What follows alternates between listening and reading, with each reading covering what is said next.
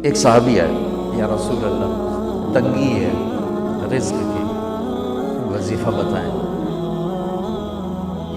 کتنے لمبے لمبے وظیفے لوگ پڑھ رہے ہیں کہ کاروبار کھل جائے اور روزی بڑھ جائے، کتنے لمبے چوڑے، کتنے کتابوں میں ایڈے ایڈے بڑے وظیفے لکھے ہوئے، پڑھوں یہ مندہ بڈھا ہو جائے۔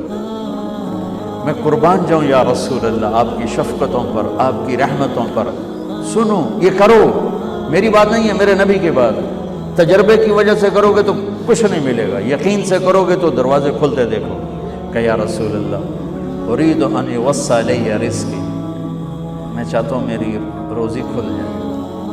تو آپ نے کہا ادم علی الطہارہ یوسع علیک رزقک، تو باوضو رہا کر تیرا رزق کھل جائے۔